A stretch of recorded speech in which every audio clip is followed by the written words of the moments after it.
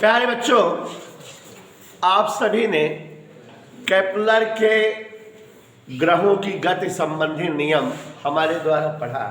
आपको समझ में भी आ गया कि केपलर के ग्रहों की गति संबंधित नियम क्या है। बच्चों, आगे जो है इसी लेसन में मैं आपको इन नियमों का डेरिवेशन भी कराऊंगा, जबकि अब कोर्स में नहीं है। ये नियम सिद्ध करो तो प्रूफ करा दूंगा, बच्चों को ज्ञान रहेगा और कोई दिक्कत तो है नहीं। लेकिन उसके पहले, सिद्ध कराने से पहले, चाचा न्यूटन एक साइंटिस्ट हैं, आप जानते हो फिजिक्स में। चाहे कौनो खोज हो, हुआ अपन झंडा गाड़े पहुंच जाते, चाहे प्रकाश हो, चाहे उष्मा हो, चाहे तरंग हो, कौनो खोज करते रहे, कौनो केहू करते रहे, लेकिन न्यूटन हुआ पहुंचते जरूर है ना। उष्मम न्यूटन है, प्रकाशम न्यूटन है, न्यूटन का उत्तर लेंस का न्यूटन सूत्र न्यूटन हुआ है, कार्य और सामर्थ्य ऊर्जा में भी न्यूटन है, गति के समीकरण में न्यूटन है, गति विषयक नियम में न्यूटन है, यहूँ चला है, हर जगह पहुंचा था झंडा गड़वावे अपन।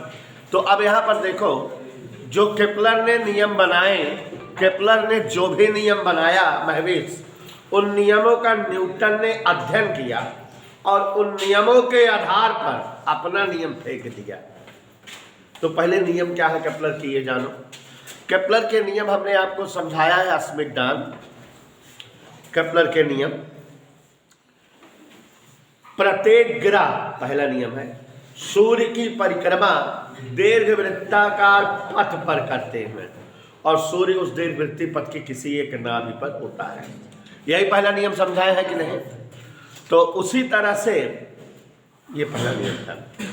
दूसरा नियम है कि सूर्य की परिक्रमा करते हुए ग्रहों द्वारा समान समय में समान बल तय होता है, इनकी क्षेत्रफली चाल नियत होती है। याद आया?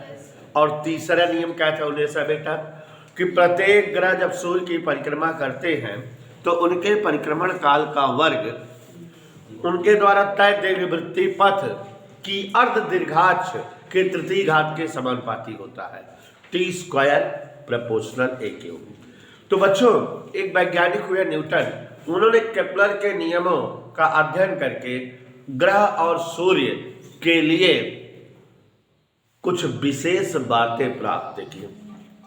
पहली बात तो इन्होंने ये प्राप्त किया कि अगर कोई ग्रह सूर्य की परिक्रमा करता है तो ग्रह जो है सूर्य से एक निश्चित दूरी बनाकर सूर्य की परिक्रमा करता है।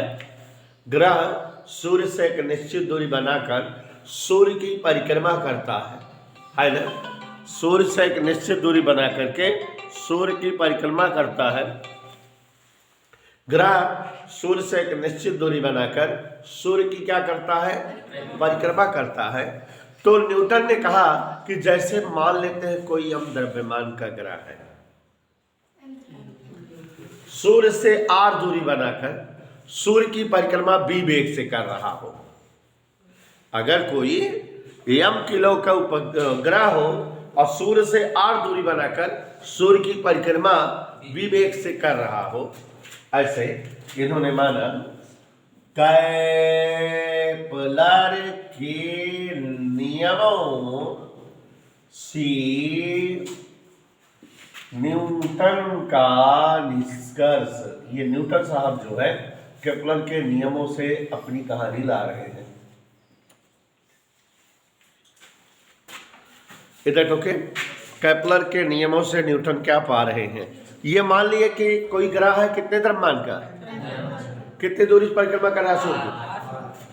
कहें जैसे ये सूर्य है,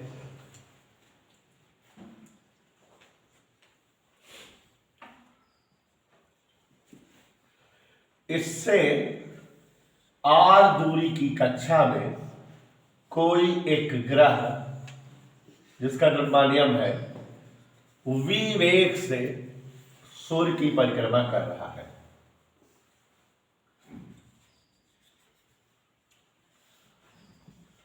कोई डाउट बेटा? बहुत ऊंची बात बता रहा हूं, ध्यान से सुनना।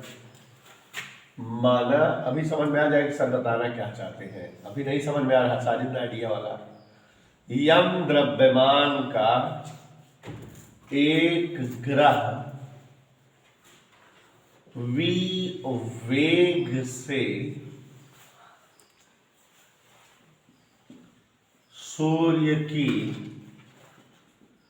परिक्रमा आर त्रिज्या की कक्षा में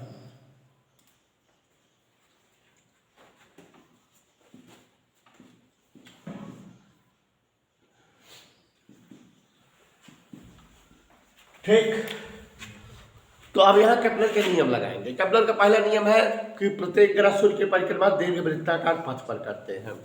तो इन्होंने कहा कि ये ग्रह सूर्य की परिक्रमा दीर्घवृत्ताकार पथ पर माने लगभग वृत्तीय पथ पर परिक्रमा कर रहा है। लगभग वृत्तीय, दीर्घवृत्त थोड़ा बहुत टेढ़ा होता है, बाकी वृत्तित होता है।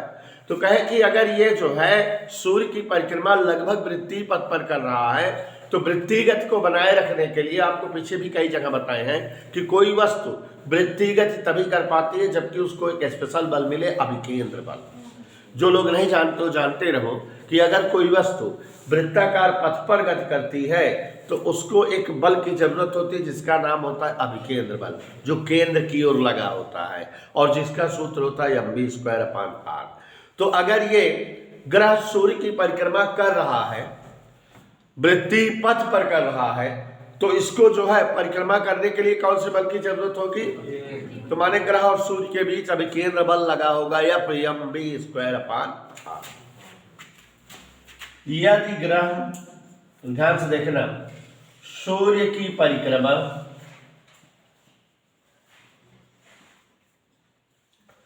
लगभग वृत्तीय पथ पर, देवेश किस पथ पर बेटा? वृत्तीय पथ पर करे तो ग्रह की वृत्तीय गति हेतु कौन सी गति बेटा होने सर? कौन सी बल की जरूरत होगी? आवश्यक अभिकेंद्र बल। सूत्र होता है mv²/r।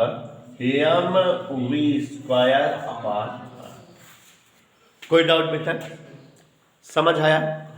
अब बच्चों ये v का मान निकाल लिया। ये यहां से चल रहा है, चलते चलते चलते चलते चलते चलते पूरा एक चक्कर लगा लेता है और एक चक्कर लगाने में समय अगर t लगे, आवर्त काल या परिक्रमण काल, एक चक्कर का समय परिक्रमण काल कहलाता है।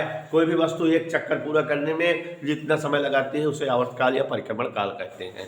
ये v माने चाल है, यहां से चाल बराबर दूरी बटे समय, चाल बराबर दूरी बटे समय। तो माने ग्रह द्वारा एक चक्कर में चली गई दूरी और बटे एक चक्कर लगाने में लगा समय। ग्रह द्वारा एक चक्कर तय करने में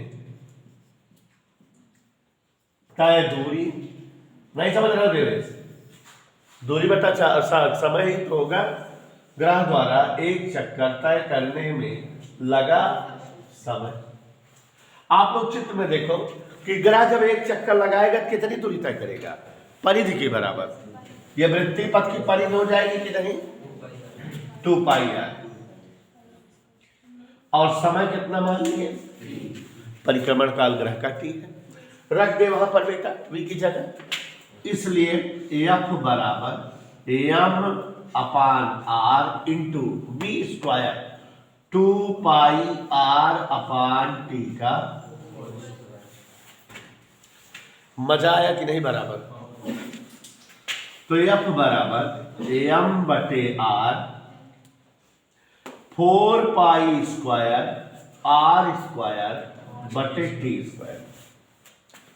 ये न्यूटन जो भी खोजबीन कर रहे हैं कौन से नियम का इस्तेमाल कर रहे हैं? केपलर के नियमों में।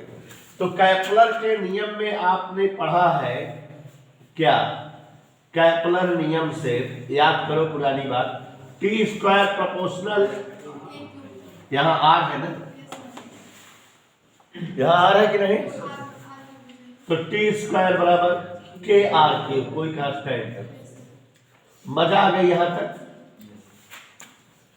जो आप कक्षा 8-9 में केपलर न्यूटन के नियम पढ़ते हैं वही डेरिवेशन में आ जाएगा भी।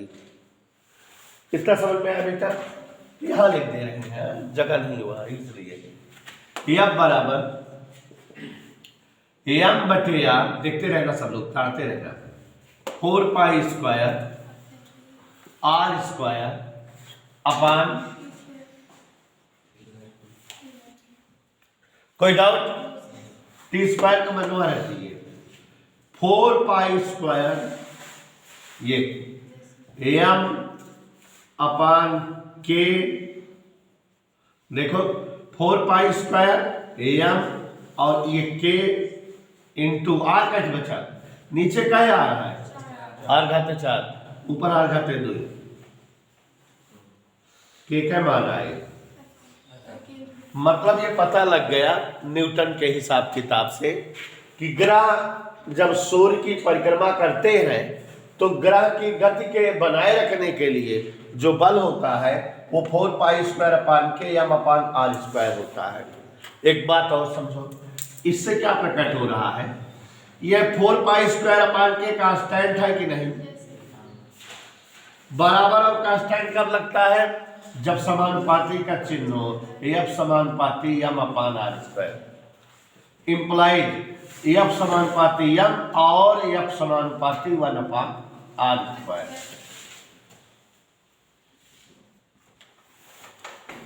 इधर क्लियर? तो अब हम अपनी बात एक बार फिर से बताएंगे। केपलर ने ग्रहों की गति के संदर्भ में 3 नियम दिया। उन तीनों नियमों का भरपूर इस्तेमाल चाचा न्यूटन ने किया। न्यूटन ने यह माना कि अगर हम मान लें m किलो का कोई ग्रह है, सूर्य से r दूरी बनाकर सूर्य की परिक्रमा कर रहा हो, m द्रव्यमान का कोई एक सूर्य की परिक्रमा r दूरी की कक्षा में भी वेग से कर रहा हो, तो जब ये इस तरह से परिक्रमा करेगा बेटो, तो आप जान रहे हैं कि ये जो परिक्रमा कर रहे हैं चाचा जो है ग्रह सूर्य की, ये दीर्घवृत्ताकार पथ पर कर रहे होंगे। न्यूटन ने कहा कि वो लगभग वृत्तीय पथ होगा।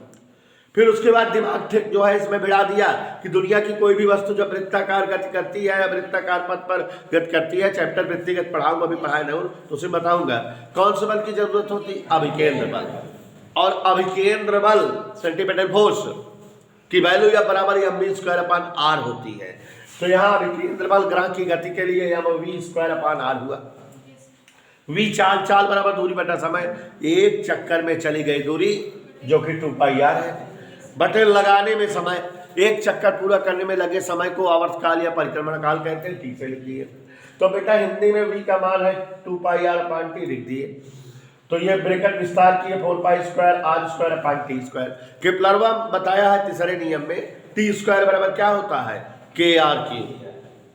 T square proportional R cube, T square बराबर के आर क्यूब धर दिए यहाँ, एम बटे आर 4 पाई स्क्वायर बटे के आर स्क्वायर बटे आर क्यूब। काटे पीटे तो ये आ गया एफ बराबर 4 पाई स्क्वायर अपान के जो कि पूरा कांस्टेंट था into M upon R square, माने या प्रोपोर्शनल एम या प्रोपोर्शनल 1 अपान आर स्क्वायर। मतलब न्यूटन ने बताया कि ग्रह सूर्य की परिक्रमा जब करते हैं तो ग्रह और सूर्य के बीच जो बल होता है वो द्रव्यमान के समानुपाती होता है और ग्रह और सूर्य के बीच की दूरी के वर्ग के व्युत्क्रम अनुपाती होता है।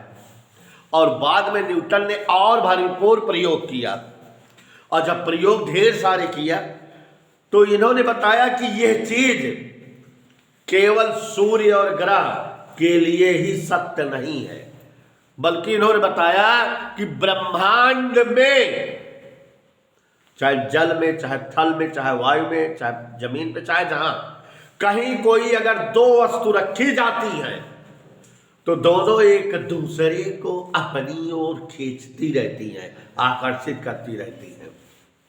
ब्रह्मांड में स्थित कहीं कोई 2 वस्तुएं एक दूसरे को सदैव सर्वदा अपनी ओर आकर्षित करती रहती हैं और उनके बीच लगने वाला गुरुत्वाकर्षण बल, जो आकर्षण बल लगता है, जिस बल से वो आकर्षित करते हैं उसे गुरुत्वाकर्षण बल कहते हैं।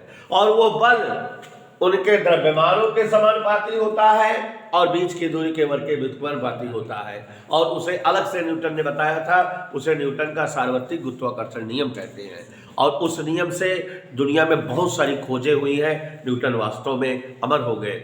न्यूटन के गुरुत्वाकर्षण नियम से इस्माइल जी का मान आया। न्यूटन के गुरुत्वाकर्षण नियम से पृथ्वी का द्रव्यमान कितना है पता लगा, पृथ्वी की त्रिज्या पता लगी, पृथ्वी का घनत्व पता लग गया। और भी बहुत सारी बातें प्रूफ हो गई न्यूटन के गुरुत्वाकर्षण नियम की वजह से। और न्यूटन ने गुरुत्वाकर्षण नियम इसी तरह से लाया। यहां पर क्या पता लग रहा है बताओ? यहां पर यह स्पष्ट हो रहा है कि ग्रह और सूर्य के बीच का जो बल है वो ग्रह के द्रव्यमान के समानुपाती और ग्रह की दूरी के वर्ग के व्युत्क्रमानुपाती होता है। बहुत सारे प्रयोग और परीक्षण करके न्यूटन चाचा क्या बताए कि यह नियम केवल ग्रह और सूर्य के लिए ही सत्य नहीं है, बल्कि दुनिया में कहीं कोई दो पिंड होंगे तो वे एक दूसरे को क्या करते हैं, अपनी ओर आकर्षित करते हैं। और उनके बीच लगने वाला आकर्षण बल कौन सा बल कहलाता है? और गुरुत्वाकर्षण बल किस पर डिपेंड करता है? द्रव्यमान पर डिपेंड करता है और बीच की दूरी के वर्ग पर। इधर क्लियर? उसे कौन सा नियम कहेंगे? गुरुत्वाकर्षण नियम। तो पहले इसको नोट कर लो बेटा, तो उसको बताते हैं।